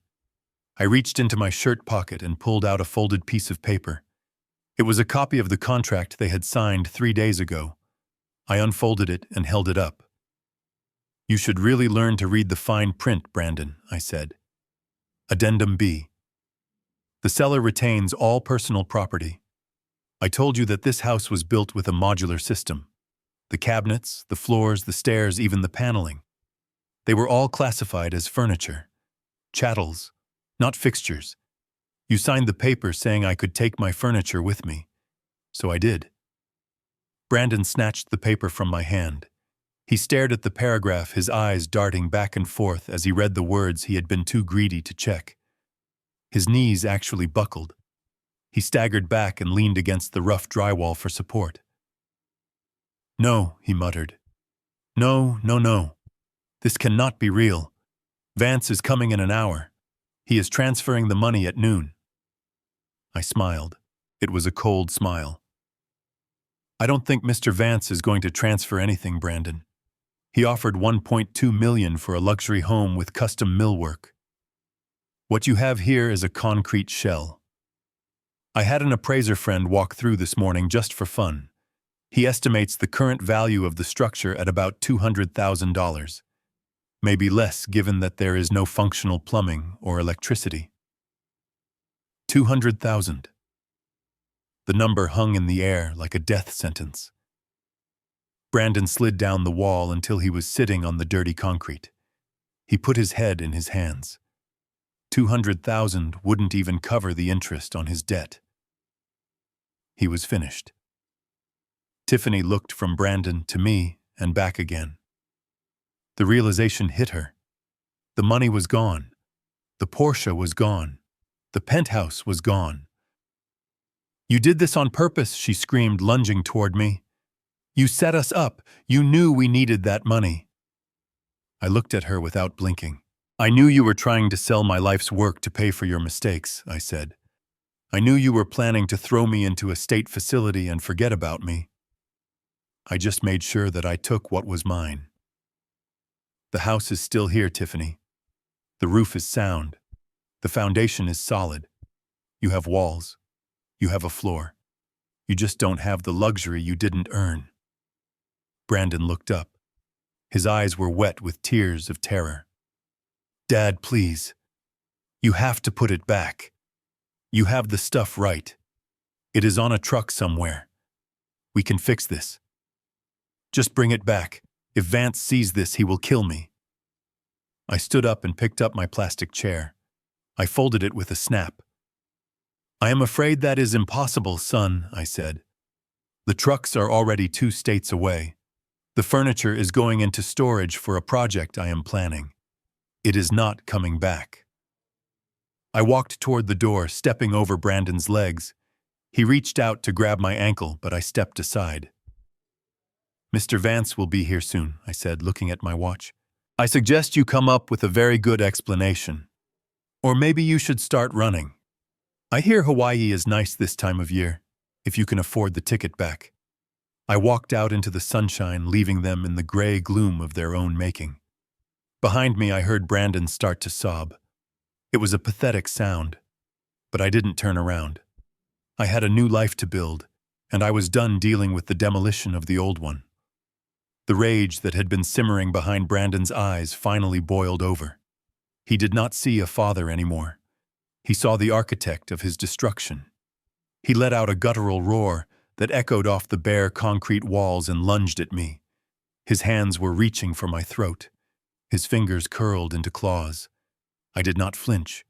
I did not step back. I simply watched him come. I had anticipated this moment just as I had anticipated every other step of this demolition. Before he could bridge the 3 feet of space between us, the front door opening was suddenly filled with dark uniforms. 2 police officers who had been waiting in their patrol car just down the street rushed in. I had called them 10 minutes ago, reporting a potential domestic disturbance involving a volatile family member. My timing, as always, was precise. One officer tackled Brandon mid-stride, slamming him onto the unforgiving concrete floor. The sound of his expensive suit tearing against the rough surface was audible. "Get down on the ground," the officer shouted, pinning Brandon's arm behind his back. Brandon struggled, screaming about how I was a thief, how I had stolen his house, but the officer was not interested in real estate disputes. He was interested in the young man trying to strangle a 70-year-old senior citizen. Tiffany shrank back against the wall, her hands over her mouth, trembling violently. She looked at me with wide, terrified eyes, realizing that the power dynamic had not just shifted, it had completely inverted.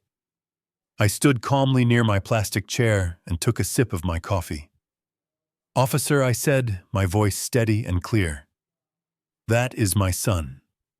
He is upset because the house did not meet his expectations. I would prefer not to press charges for the assault if he calms down, but I do need him removed from the property." The officer hauled Brandon to his feet. He was panting, his face scraped and bleeding slightly from the concrete. He looked wild. "He stole everything," Brandon yelled, spit flying from his mouth. "Look around you. He stripped the house. Arrest him." "That is a civil matter, sir," the officer said, tightening his grip on Brandon's arm. "Right now, you are the one committing assault." At that moment, the sound of clicking heels cut through the tension. Sarah walked in through the open doorway. She was wearing a sharp navy blue suit and holding a black leather portfolio. She looked like a shark entering a tank of goldfish. She stepped over the debris on the floor and nodded to the officers. "I am Mr. Caldwell's attorney," Sarah announced. She walked straight up to Brandon and Tiffany. She did not look intimidated. She looked bored. You seem confused about the situation, Sarah said, opening her portfolio. Let me clarify things for you so we can avoid any further theatrics. She pulled out the signed contract, the one with Brandon's signature, scrawled hastily at the bottom. She pointed to Addendum B with a perfectly manicured finger. The contract clearly states that the seller retains all personal property, she explained, her voice echoing in the empty room. Now, normally in real estate, walls and floors are considered fixtures. However, Mr. Caldwell's home was unique. The interior was constructed using a modular independent system. The paneling was not glued to the studs. The flooring was a floating system. The cabinetry was hung on cleats. Legally speaking, these items were not part of the structure. They were furniture. Large, complex furniture, but furniture nonetheless. She turned the page. You signed this agreement acknowledging that the sale included the land and the structural shell only. Mr. Caldwell exercised his right to remove his personal property before the closing date. He has done exactly what you agreed to in writing. Brandon stared at the document. He looked like a man trying to read a map in a foreign language while his car was sinking underwater.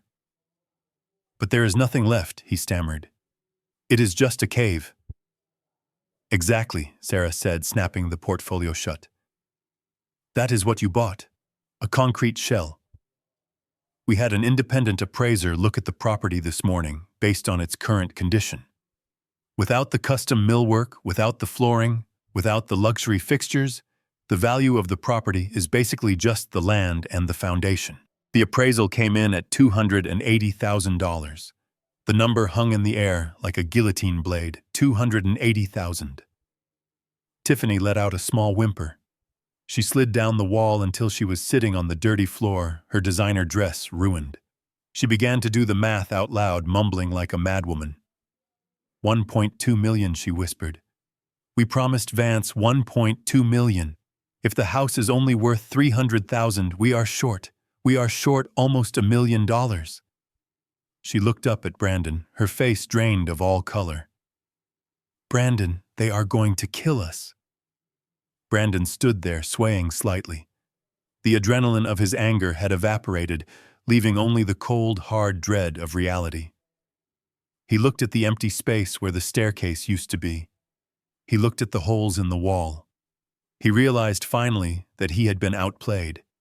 He had tried to hustle a man who measured his life in millimeters, and he had lost everything. I can fix this, he whispered, his voice trembling. I can explain it to them. I will tell Vance that my dad is crazy, that he vandalized the place. Insurance will cover it. Sarah shook her head. No insurance company will cover the legal removal of property that you signed away, Brandon. And Mr. Vance is not an insurance adjuster. He is a businessman who expects a return on his investment. As if summoned by his name, a sound cut through the silence. It was a ringtone, a generic upbeat melody coming from Brandon's pocket. Brandon froze. He did not reach for the phone. He just stared at his pocket, as if it contained a live grenade. Answer it, son, I said softly. It is rude to keep your business partners waiting. Brandon reached into his pocket with a shaking hand. He pulled out the phone. The screen lit up the gloomy room. The name on the caller ID was just 4 letters. Tony, the loan shark. The man who did not care about legal definitions of fixtures versus chattels. The man who only cared about the $1.2 million he had been promised by noon today. Brandon looked at me. His eyes were wide with terror. He looked like the little boy who used to come running to me when he scraped his knee. He wanted me to fix it. He wanted me to step in and save him like I always had. Dad, he whispered, please, help me. I looked at him. I remembered the way he had looked at me when he threw the power of attorney on the table. I remembered the way he had laughed about putting me in a state facility. I remembered Tiffany throwing Catherine's clothes in the trash. I took a sip of my coffee. I am just a senile old man, Brandon, I said. What could I possibly do? The phone kept ringing. It was loud and insistent. Brandon's thumb hovered over the answer button. He looked at Tiffany, who was sobbing silently against the wall.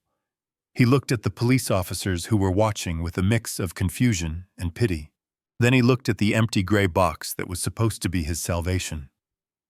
He pressed the green button and put the phone to his ear.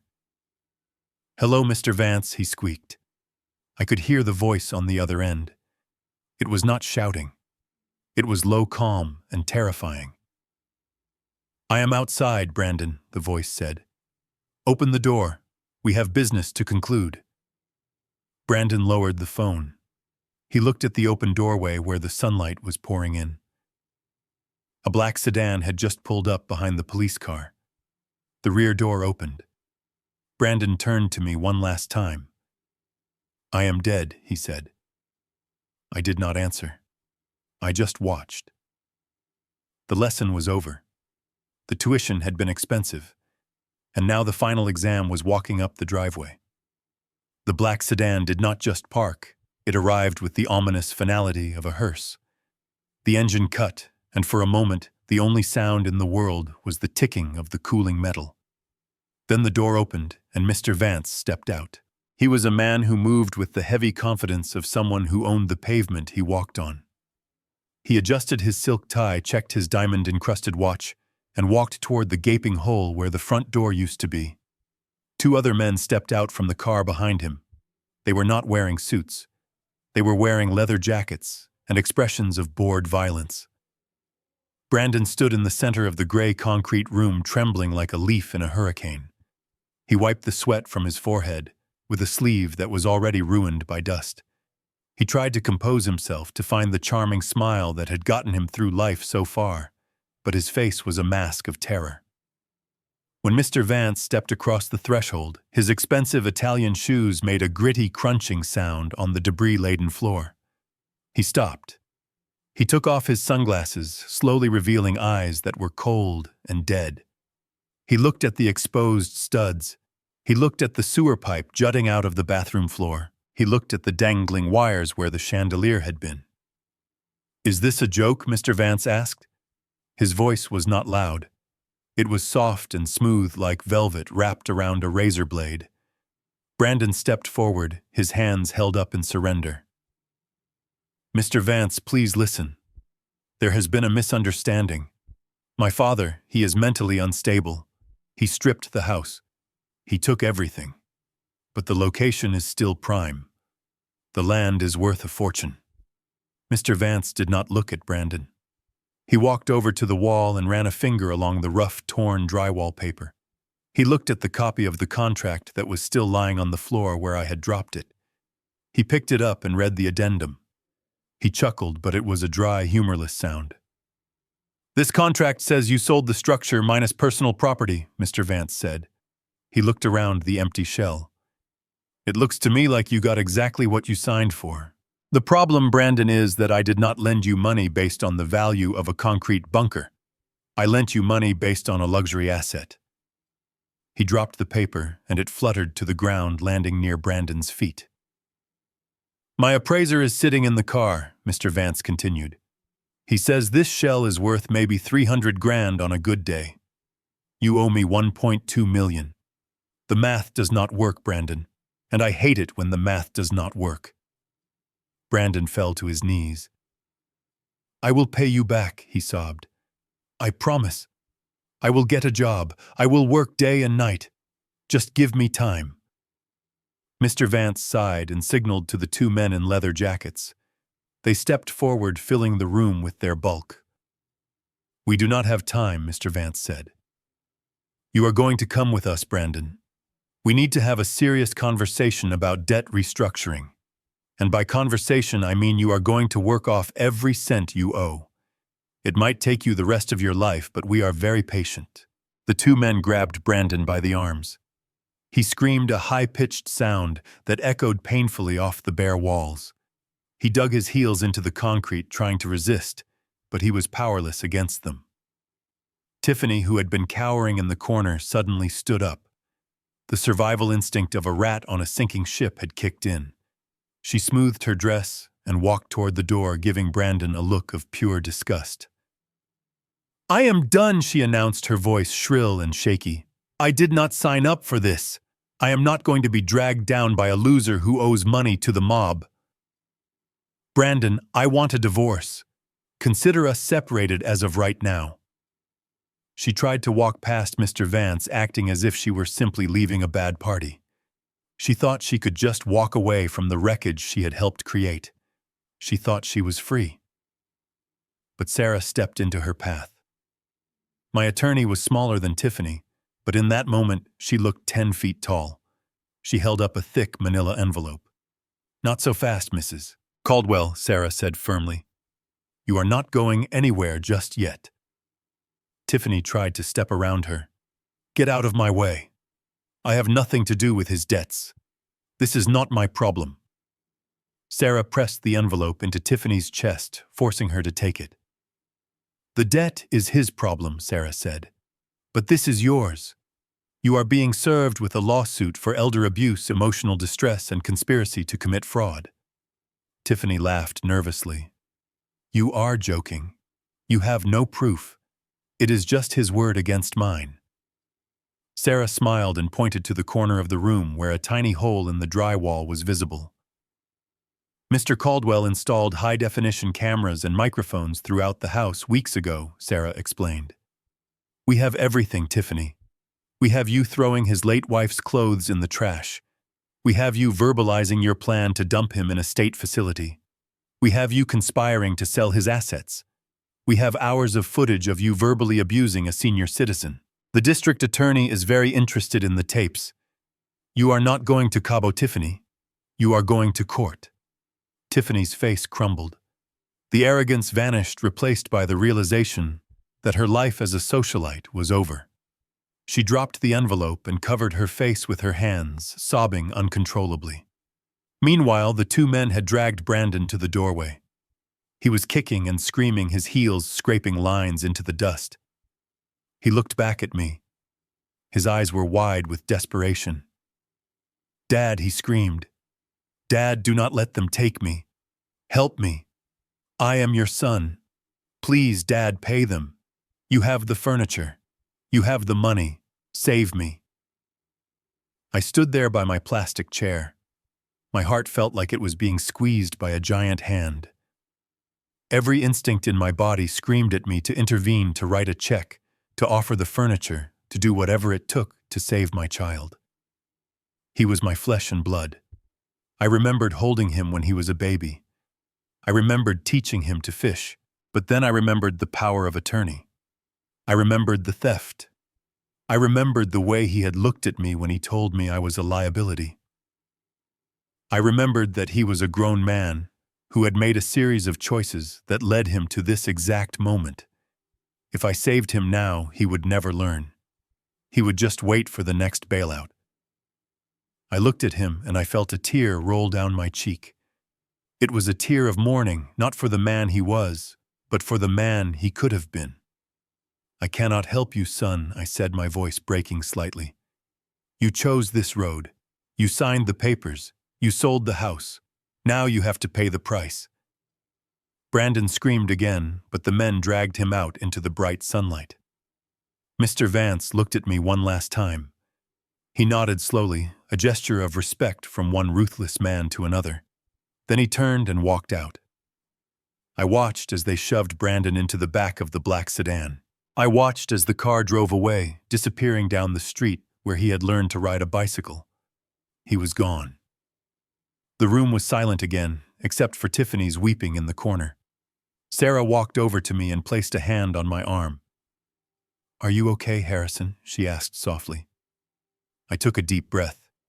The air in the house was cold and stale. There was nothing left here for me. The walls were just drywall. The floor was just concrete. The memories had been extracted, and the ghosts had been exorcised. "I am ready, Sarah," I said. I picked up my coffee cup and poured the remaining cold liquid onto the floor, a final libation for the house that was. I walked toward the door. I stepped over the threshold and out into the warmth of the sun. The breeze felt good on my face. I walked down the driveway past the spot where my wife used to plant tulips. I walked to the curb where Sarah's car was waiting. I did not turn around. I did not look back at the gray, hollow shell. I left Tiffany to her lawyers and Brandon to his fate. I was 70 years old, but as I opened the car door, I felt strangely young. I had a truck full of wood waiting for me. I had a grandson to protect. And I had a new masterpiece to build. The past was demolished. The future was waiting to be framed. 6 months have passed since I walked away from that concrete box. I am sitting on my porch now, looking out over the stillness of Silver Lake. The air here smells of pine needles and damp earth, not suburban desperation.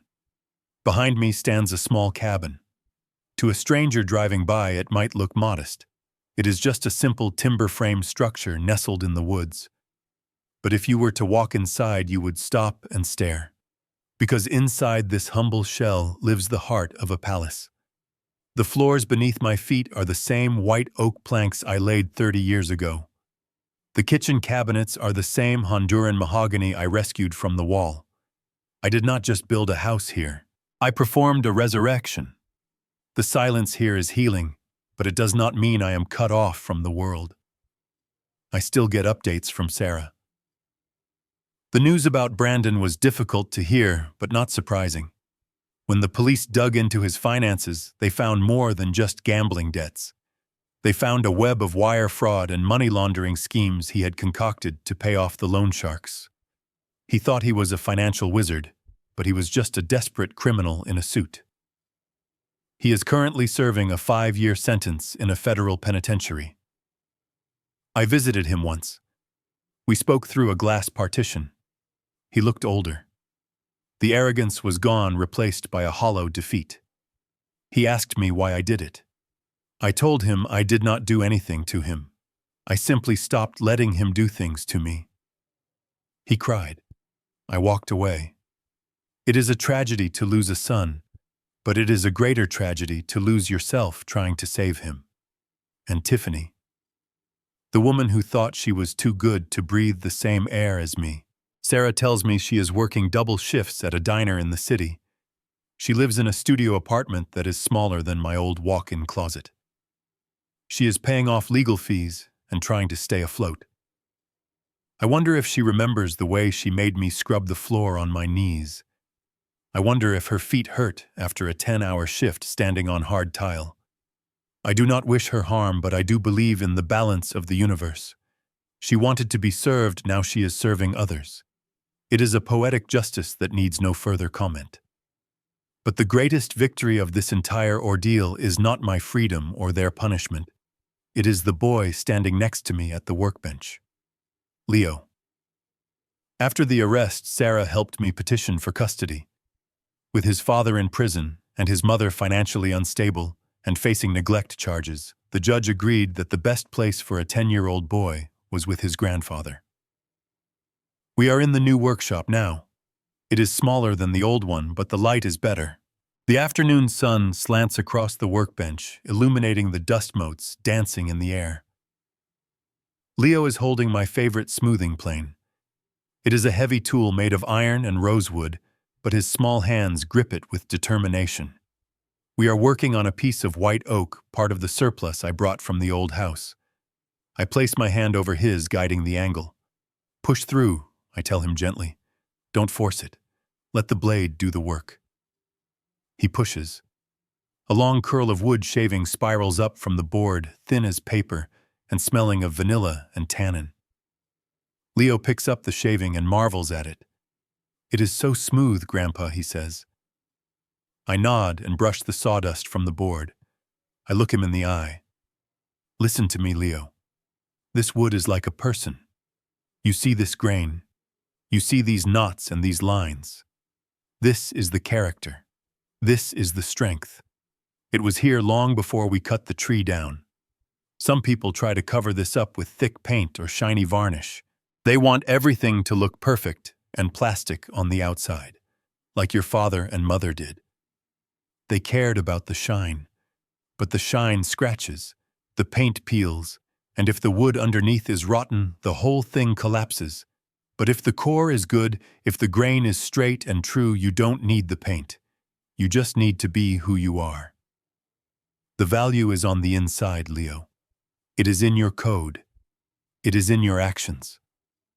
Never let anyone tell you that your worth comes from what you own or what you wear. It comes from what you can build and how you treat the people you love. Do you understand?